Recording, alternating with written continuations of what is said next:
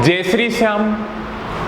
आज हम डिस्कस कर रहे हैं बीएससी फर्स्ट ईयर फिजिक्स का पेपर थर्ड का यूनिट फर्स्ट का लेक्चर फर्स्ट रहेगा।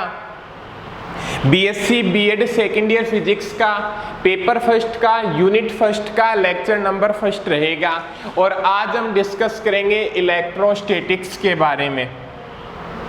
जो आपकी इलेक्ट्रोस्टैटिक्स की बुक है या जो इस बुक की जो 500 यूनिटें हैं वो 12वीं के ऊपर डिपेंडेंट है, या 12वीं की जो आधारित आपकी बुक है उनके ऊपर लगभग 60 या 70% क्या अभी इलेक्ट्रोस्टैटिक्स की बुक क्या भी डिपेंडेंट है, या जो पीछे वाले 12वीं क्लास के अंदर आप इसको क्या भी पढ़ चुके हैं। थोड़ा सा इनके अंदर क्या भी इंक्रीज लेवल दिया गया है, ठीक है। तो इस कंडीशन के अंदर देखते हैं भी सबसे पहले आपकी इलेक्ट्रोस्टैटिक्स क्या होती है। देखा नाम से ही देखें तो इसके अंदर बता दें भी आपको इलेक्ट्रोस्टैटिक्स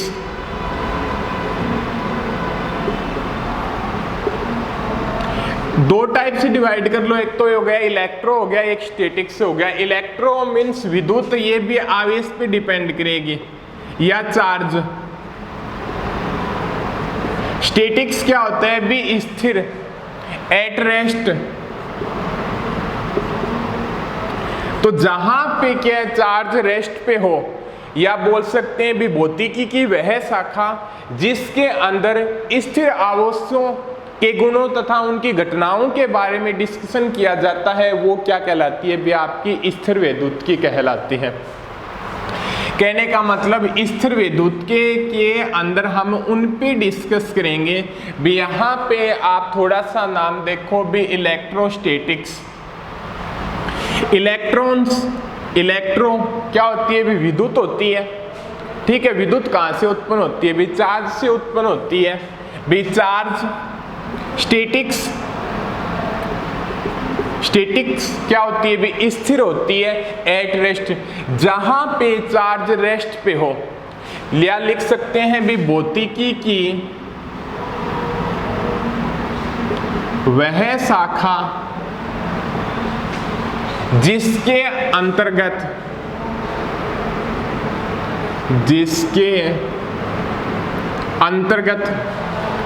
भौतिकी की वह शाखा जिसके अंतर्गत स्थिर आवेशों के गुणों, स्थिर आवेशों के गुणों तथा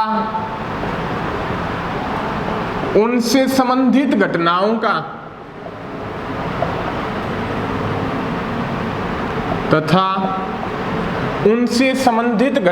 का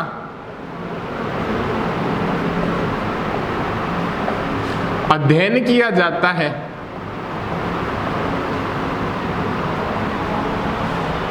भौतिकी की वह शाखा जिसके अंतर्गत स्थिर आवेशों के गुणों तथा उनसे संबंधित घटनाओं का अध्ययन किया जाता है,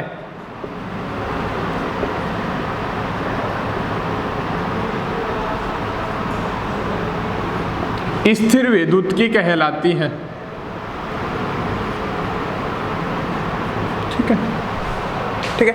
20 कंडीशन के अंदर इलेक्ट्रोस्टैटिक्स फिजिक्स के अंदर हम उन कंडीशनों के बारे में पढ़ेंगे जहां पे क्या हो भी चार्ज रेस्ट पे हो, और चार्ज रेस्ट के अंदर जितने भी नियम और घटनाएं होंगी वो सारी की सारी क्या होगी भी आपकी इलेक्ट्रोस्टैटिक्स के अंदर आएगी या स्थिर विद्युत के अंदर आएगी। और यहाँ पे इस चैप्टर के अंदर सारी की सारे जो रूल्स और पढ़ेंगे वो क्या होंगे भी आपके जहाँ पे स्थिर आवेश के बारे में होंगे। ये तो हो गया अभी जब चार्ज रेस्ट पे हो, ठीक है। अब थोड़ा सा हम डिस्कस करते हैं एक तो विद्युत क्षेत्र के बारे में और चुंबकीय क्षेत्र के बारे में। आगे अच्छे तरीके से तो जब चैप्टर स्टार्ट होगा या जो टॉपिक आएंगे विद्युत क्षेत्र क्या होता है, चुंबकीय क्षेत्र क्या होता है, वहां पे अच्छे से डिस्कस करेंगे। तो थोड़ा सा हम ये बता देते हैं भी जहां पे चार्ज, ये तो बात हो रही है भी आपकी इलेक्ट्रोस्टैटिक्स की, भी इलेक्ट्रोस्टैटिक्स की किन कंडीशन के अंदर उत्पन्न होगी जहां पे चार्ज क्या हो, रेस्ट पे हो, जहां पे क्या होगी चार्ज रेस्ट के ऊपर हो। ठीक है, तो थोड़ा सा हम ये देखते हैं भी, अब 3 कंडीशन मान लेते हैं भी चार्ज की। यदि चार्ज क्या है बी स्थिर है, यदि चार्ज क्या है बी स्थिर है, तो उस कंडीशन के अंदर उसकी वेलोसिटी क्या होगी भी 0 होगी। ठीक है, भी चार्ज की कंडीशन मान लो, जब चार्ज क्या है भी स्थिर अवस्था के अंदर है, तो उस कंडीशन के अंदर उसकी वेलोसिटी क्या होगी भी 0 होगी। तो उस कंडीशन के अंदर ओनली विद्युत क्षेत्र उत्पन्न होगा। ठीक है, जब चार्ज रेस्ट अवस्था में होगा तो उस कंडीशन के अंदर ओनली क्या होगा भी विद्युत क्षेत्र उत्पन्न होगा।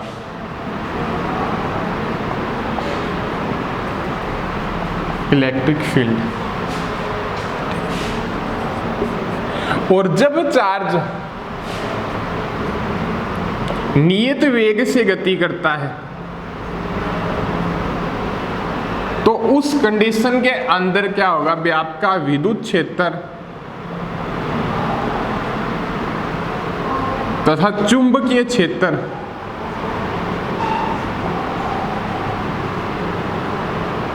इलेक्ट्रिक फील्ड और मैग्नेटिक फील्ड क्या होंगे भी दोनों उत्पन्न होंगे।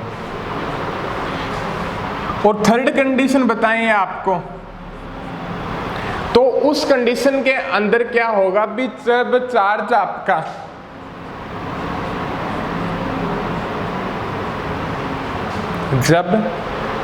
आपका नियत वेग से गतिशील न हो,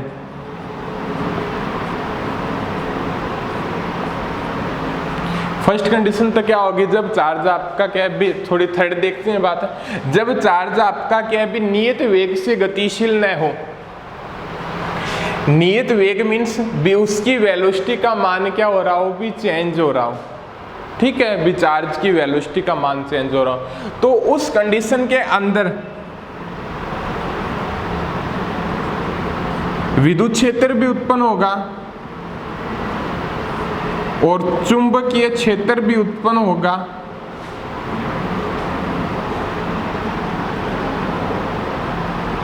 और विद्युत चुंबकीय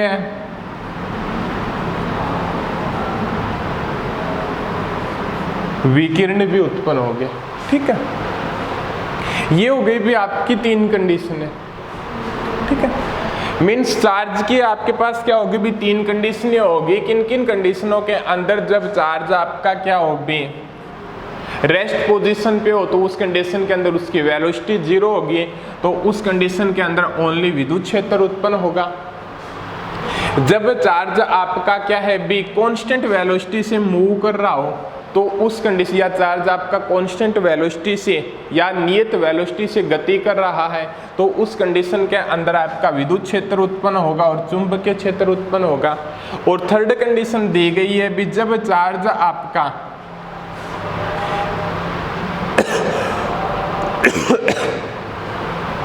नियत वेग से गति न कर रहा हो भी, उसकी वेलोसिटी का मान क्या हो रहा हो भी टाइम के साथ चेंज हो रहा हो, तो उस कंडीशन के अंदर विद्युत क्षेत्र भी उत्पन्न होगा और चुंबकीय क्षेत्र भी उत्पन्न होगा और विद्युत चुंबकीय विकिरण भी उत्पन्न होंगे। बट यहाँ पे जो कंडीशन डिस्कस करेंगे वो ओनली क्या है भी जहाँ पे चार्ज क्या हो भी स्थिर अवस्था के अंदर हो, उन कंडीशनों के ऊपर ही क्या अभी हम चर्चा करेंगे। अब ये तो होगी भी इलेक्ट्रोस्टैटिक्स के बारे में। ठीक है, अब ये जब चार्ज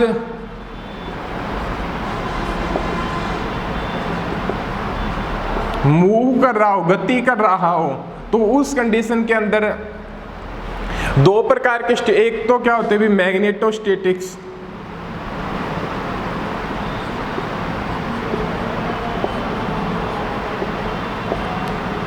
और एक इलेक्ट्रोडायनेमिक्स।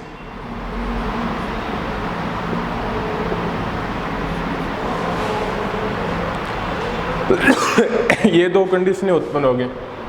अभी आप यहां तक हो गए और भी आप इलेक्ट्रोस्टैटिक्स फिजिक्स के अंदर क्या है भी, तो एक तो आप इलेक्ट्रोस्टैटिक्स के बारे में डिस्कशन करोगे और जहां पे क्या है भी चार्ज की अवस्था क्या हो भी रेस्ट पोजीशन पे होगी, या चार्ज स्थिर अवस्था के अंदर होएगा तो उस सभी की सारी घटनाएं होंगी वो इलेक्ट्रोस्टैटिक्स फिजिक्स के अंदर आएगी।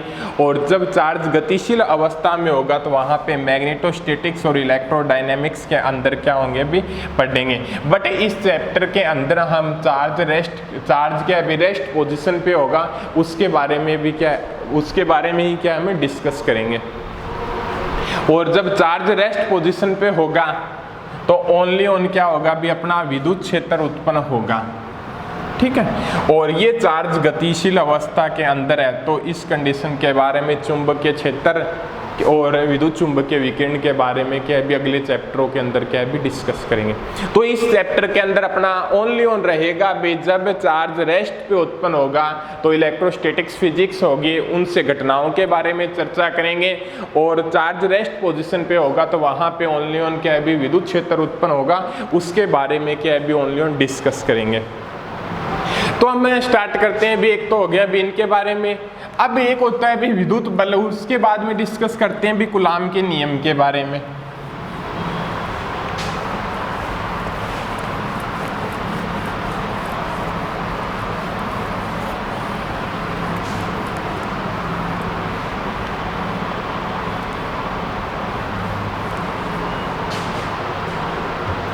विद्युत बल क्या होते हैं अभी?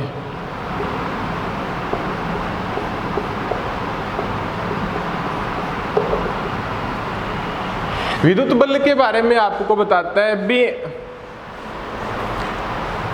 भी दो आपने चार्ज पढ़े होंगे भी, एक तो समान प्रकृति के आवेश और विपरीत प्रकृति के आवेश। समान प्रकृति के आवेश होंगे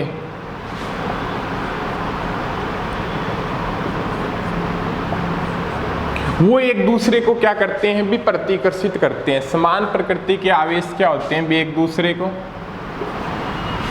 प्रतिकर्षित करते हैं।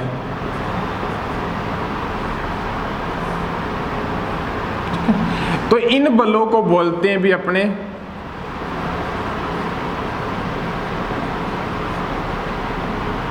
प्रतिकर्षण बल। और विपरीत प्रकृति के आवेश होंगे भी, यहाँ पे चार्ज Q1 मान लो, Q2 मान लो, ये चार्ज Q1 मान लो, ये Q2 मान लो, ठीक है। और विपरीत प्रकृति के आवेश होंगे वो एक दूसरे को क्या करते हैं भी आकर्षित करते हैं। इन बलों को बोलते हैं भी आकर्षण बल, ठीक है। समान प्रकृति के आवेश तो एक दूसरे को क्या करेंगे भी प्रतिकर्षित करेंगे, और विपरीत प्रकृति के आवेश के भी एक दूसरे को क्या करते हैं भी आकर्षित करते हैं। और इन प्रतिकर्षण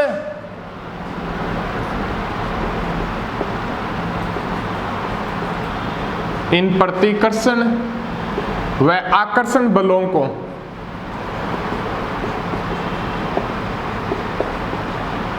को ही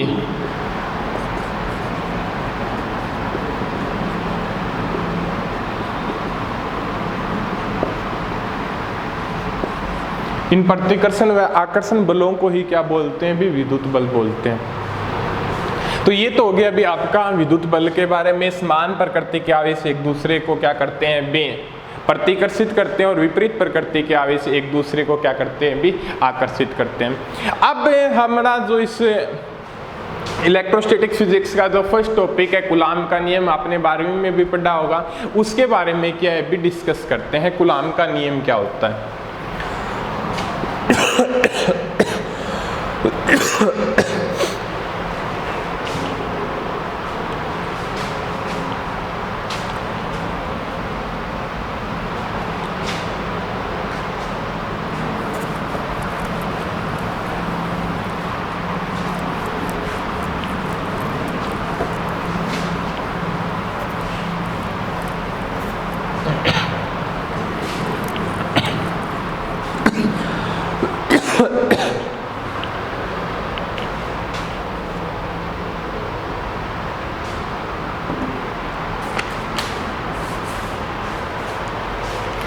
कूलाम का नियम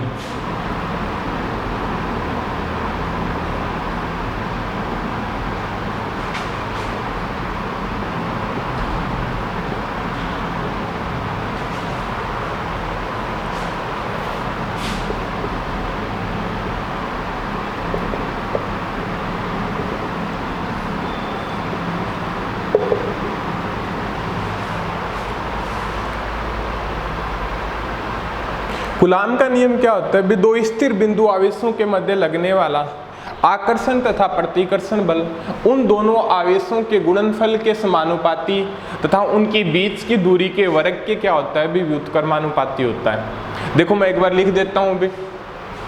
कूलाम का नियम क्या होता है? भी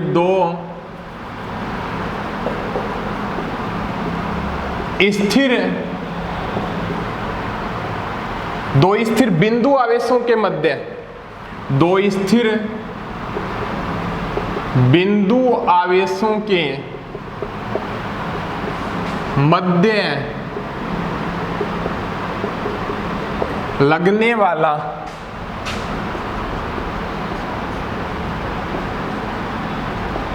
आकर्षण तथा प्रतिकर्षण बल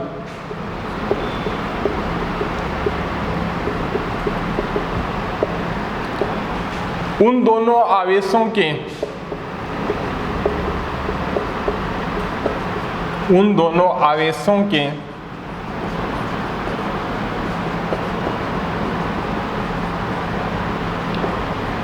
गुणनफल के समानुपाती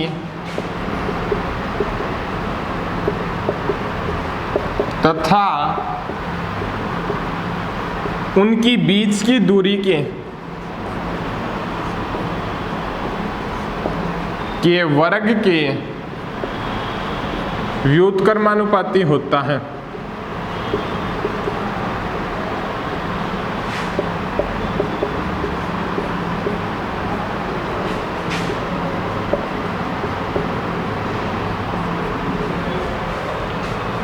कूलाम का नियम क्या होता है? भी दो स्थिर बिंदु आवेशों के मध्य लगने वाला आकर्षण तथा प्रतिकर्षण बल उन दोनों आवेशों के गुणनफल के समानुपाती तथा उनकी बीच की दूरी के वर्ग के क्या होता है? भी व्युत्क्रमानुपाती होता है। ठीक है। अब बिंदु आवेश क्या होते हैं?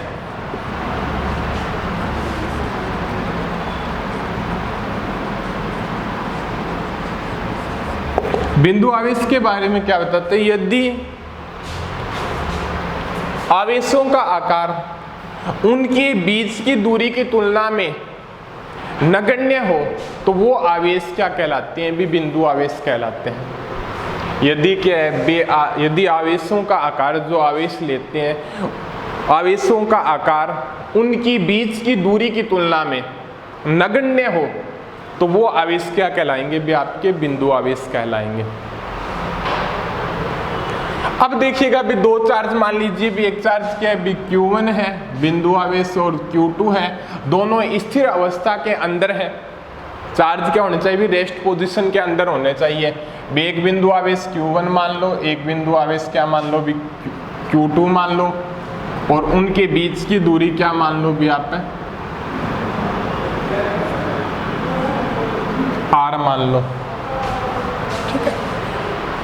तो यहाँ पे इस नियम के अकॉर्डिंग क्या हो जाएगा? भी आपका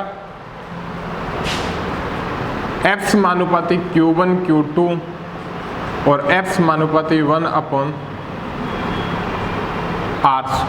यही होगा, दोनों आवेशों के गुणनफल के समानुपाती और उनकी बीच की दूरी के वर्ग के व्युत्क्रमानुपाती होता है।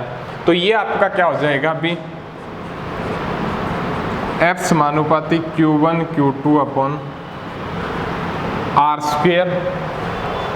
और समानुपाती नियतांक हटाएंगे तो F इक्वल टू क्या आ जाएगा? भी K Q1 Q2/r²।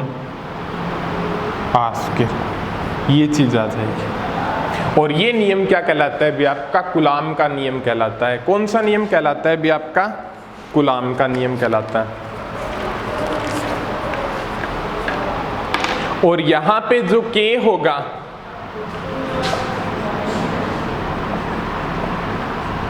वो बल नियतांक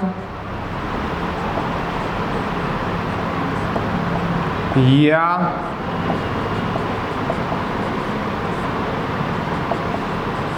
समानुपाती नियतांक कहलाता है।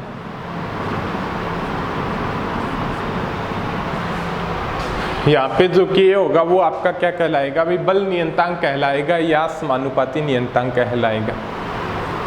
ठीक है, क्लियर है यहाँ तक? भी दोनों आवेशों के गुणनफल के समानुपाती हुए उनकी बीच की दूरी के क्या होता है भी व्युत्क्रमानुपाती होता है। और समीकरण 1 व 2 से क्या हो जाएगा भी आपका F समानुपाती Q1 Q2 upon R square.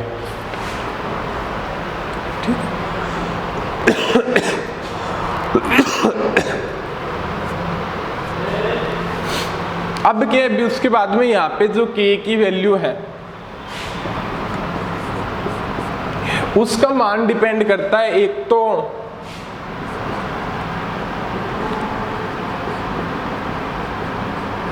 माध्यम के ऊपर भी, एक तो जो लिया गया है वो मीडियम किस प्रकार का है, और दूसरा डिपेंड करता है भी आपका मापन पद्धति के ऊपर।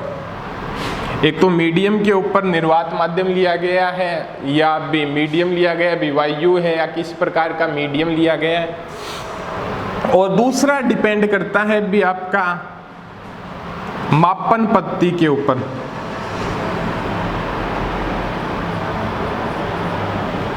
ठीक है भी मापन पद्धति के रूप में भी क्या है भी K का मान क्या होता है भी डिफरेंट होता है, दोनों बातों के ऊपर क्या भी डिपेंड करता है। तो सबसे पहले हमें डिस्कस करते हैं भी मापन पद्धति के बारे में भी, इसका मान किस प्रकार से होगा।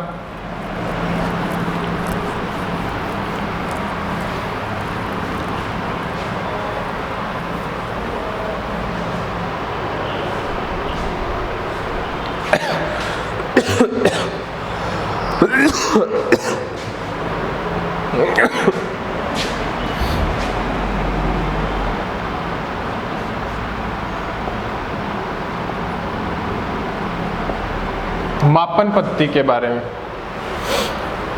यदि हमारे पास क्या भी MKS पद्धति हो,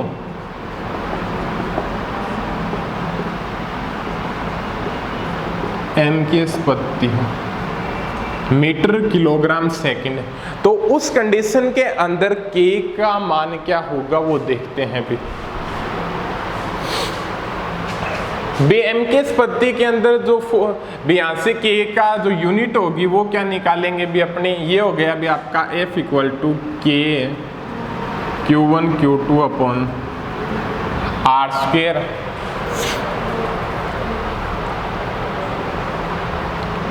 तो वो क्या हो जाएगा भी आपका K इक्वल टू क्या हो जाएगा भी F R square Q1 Q2, ये हो जाएगा। और यहाँ पे MKS पद्धति के अंदर फोर्स क्या होता है भी न्यूटन के अंदर होता है, R क्या होता है भी आपका मीटर के अंदर होता है, और चार्ज क्या होता है भी आपका कूलाम के अंदर होता है। ठीक है तो यहाँ से K की जो यूनिट आएगी वो क्या हो जाएगी भी K, और MKS पद्धति की बात करें मीटर किलोग्राम सेकंड पद्धति की बात करें तो उस कंडीशन के अंदर K की वैल्यू लेते हैं भी 9 गुणा 10 की पावर 9 और न्यूटन मीटर स्क्वायर प्रति coulomb square. Newton metre square प्रति कूलाम स्क्वायर, इस यूनिट का क्या है भी आप यूज करते हैं। ठीक है अब दूसरी कंडीशन के अंदर देखते हैं भी CGS पद्धति के अंदर क्या होगा। तो CGS पद्धति के अंदर जो डिस्कशन करते हैं भी अपने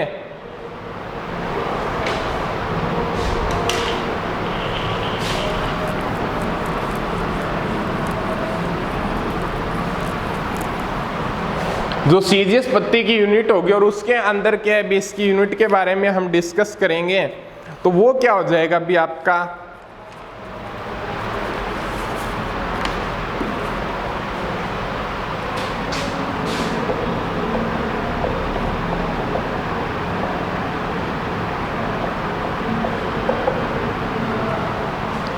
CGS पद्धति के अंदर ये होगी भी आपकी सेंटीमीटर ग्राम सेकंड पद्धति।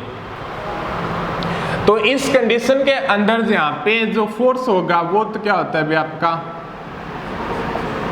डाइन के अंदर G होगा, सॉरी G तो है ही नहीं, और आर होगा डिस्टेंस दी हुई आपकी वो सेंटीमीटर के अंदर,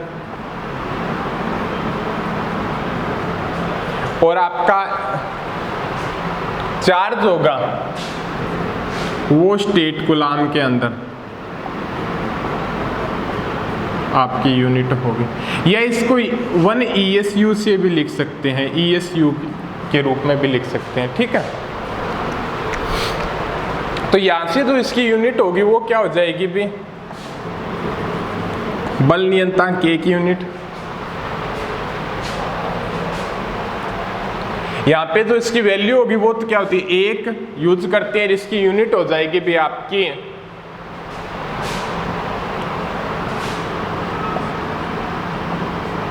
डाइन सेंटीमीटर के स्क्वायर और स्टेट कूलाम के स्क्वायर।